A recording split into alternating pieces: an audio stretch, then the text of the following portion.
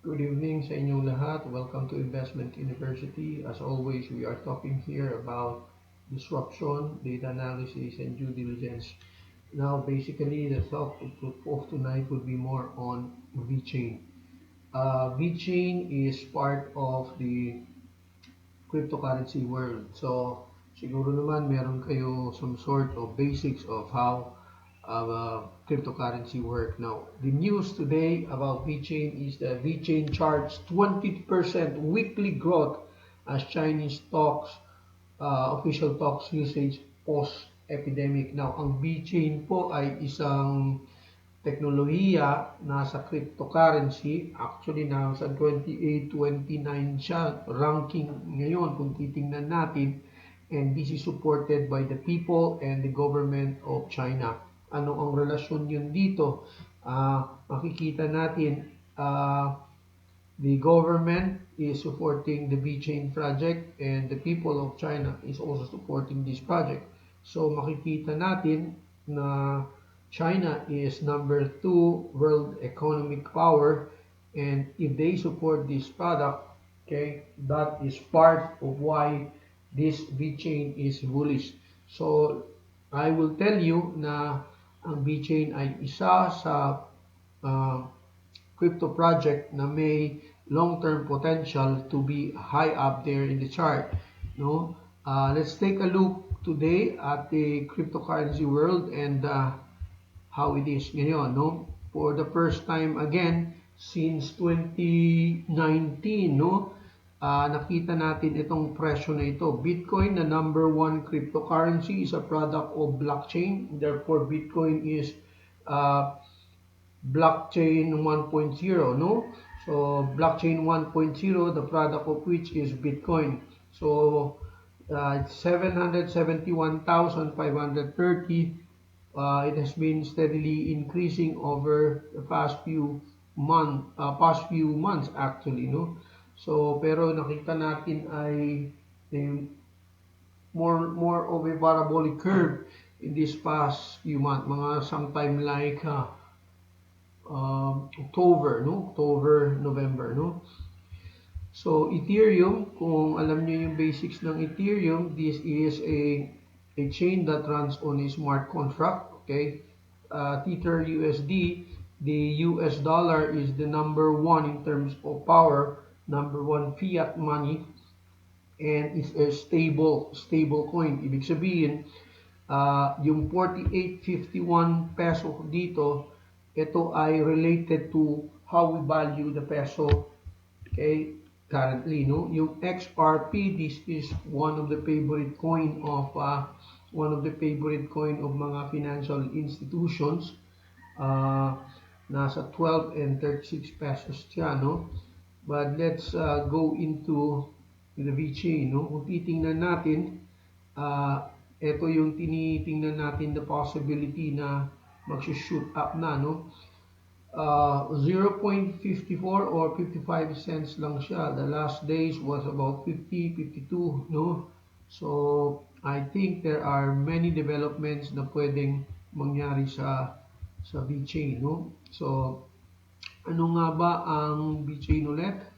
At bakit natin tinitingnan ang VeChain as isang potential opportunity to have something profitable uh, kung should a market bull run occur, no? Actually, ito nga yung tinitingnan natin, no?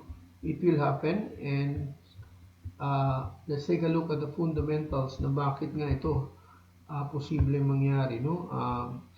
Without being too technical about it, no?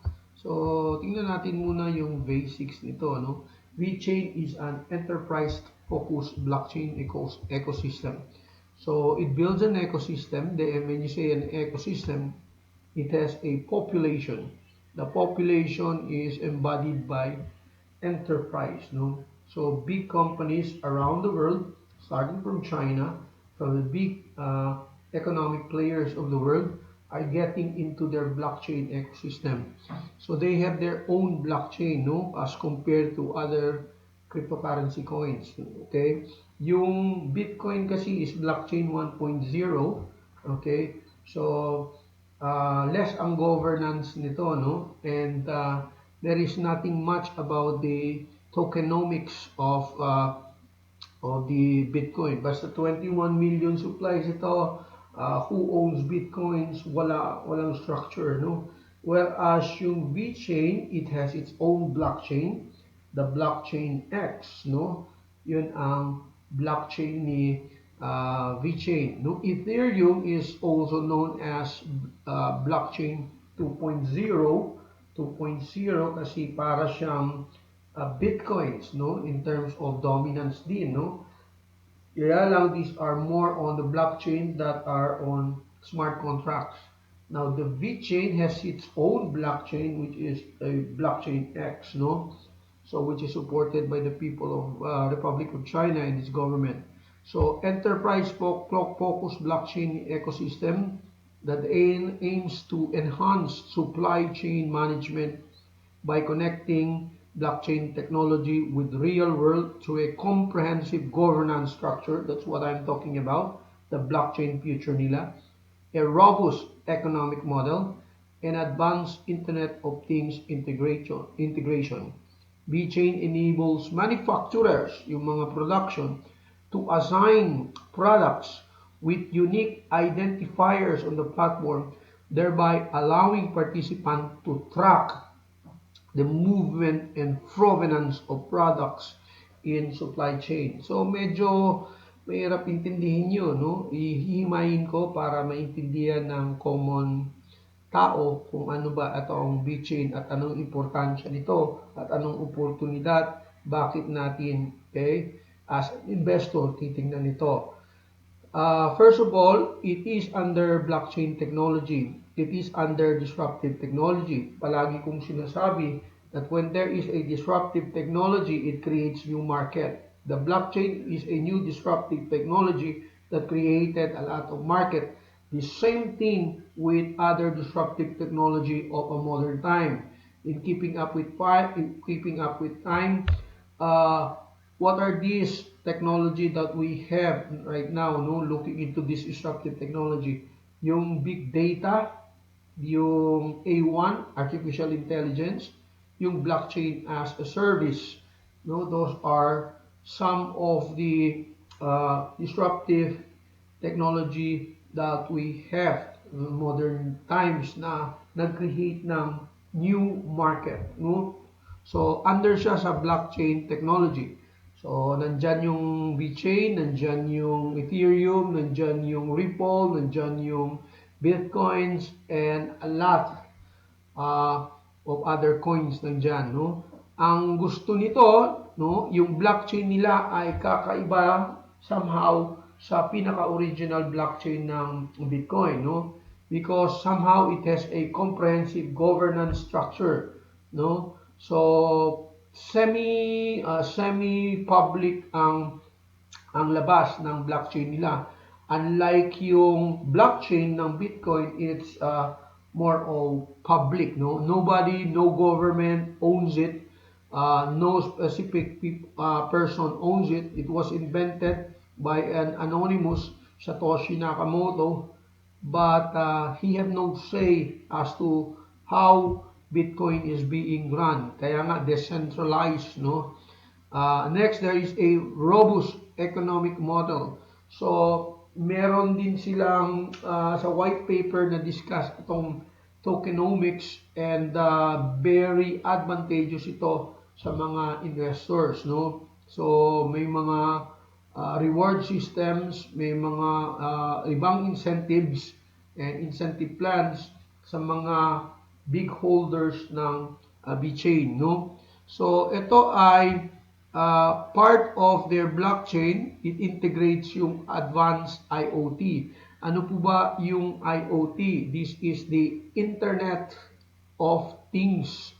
Okay? By the way, disruptive technology, isa din yan ng Internet of Things, no? So, meron tayong artificial intelligence, blockchain as a service, big data, and Internet of Things. Ano ba itong Internet of Things technology? Isa itong intelligent integrations of the functions of devices or anything that can be controlled by digital or computer manipulation. Halimbawa, yung mga smart homes, smart city, no? Lahat ng medium na pupunta sa isang command point and then nako-control. For example, si mga Alexa, that's part of Internet of Things, no? That's just a basic technology of IoT, Internet of Things, na nagiging mechanized yung opening ng light, yung feedback ng news, yung pagsara ng pinto, or mga gamit sa bahay. So we have a smart house, smart city, smart contracts. So ang implements ng technology ng IoT is integrated in the blockchain. No? So ang gusto mangyari ng VeChain is lahat ng produkto na lumalabas sa isang kumpanya ay may specific identifiers. No? So to know na saan galing ito, saan ang produce nito, authentic ba ito, or peke ba ito, or panis na ba ito, yung expiration date nito ay tama po ba? Halimbawa po, no, kung makikita nyo ito, isang sample ng produkto na somehow galing ito sa isang kumpanya, as it is being stated here in Bulacan. So pag meron kayong VeChain dito, isa-scan lang yan, na QR code scan under the VeChain na may na-identify itong company nito, makikita nyo kung saan galing, ano expiration, kung panis na ba ito, everything like that, nutritional fact, and a lot of things na hindi pwedeng palitan. Because a blockchain is an intelligent system, a blockchain is a trust system. Pag sinabi niya na itong expiration ay ang date ng expiration, hindi pwedeng palitan yan. Kasi up to date in real time updating yun. Including the environmental example, temperature, makukuha din yan when you scan it. No? So pwedeng sabihin ito, panis. Now, assuming this product is a vaccine, pwede din makatch up yun kung substandard siya or nagkaroon ng lapses sa maintaining ng cold chain system. No? So, ibig sabihin, ang bakuna pwede ma-expire not because of the date alone, but because of hindi na maintain yung temperature. So, pwedeng ineffective at expired na yung bakuna because it has not maintained a cold chain. Ganun din ang VeChain. Kaya nga, relevant ang VeChain ngayon sa post-pandemya, no? Post-pandemic. Kaya nga na-discuss din dito the reason why 23% of VeChain value has increased post-epidemic because there are talks about hospital registry in China na ginagamit ito, a cancer center, products of multivitamins in US is using VeChain, and a lot more. So there's a lot of things happening under the VeChain ecosystem. So basically, I see a lot of potential, and these are the fundamentals that I am showing to you regarding the VeChain. No? Let me just show you some statistics here about VeChain. No? So 22,749 people like this. Okay, why am I mentioning this? Because somehow this tells you of the ecosystem globally of how they like VeChain. No? So there's such thing as community of VeChain believers. No? So its market cap is ranked at 29. VeChain website and transparency is there. The Explorer, where you can see all the transactions under the VeChain, is also shown transparently because that's what blockchain are. No, the community of VeChain investors and traders, you can see in this social media platform. The source of code that creates from the blockchain in the GitHub. Kung ikaw ay medyo techie, you can verify all of these, no? So, we tag token with artificial intelligence, okay? So, alam na alam ng VeChain when you scan, ano man meron yan, the Internet of Things and business platform. Because, sinabi doon, enterprise grade, and is used as a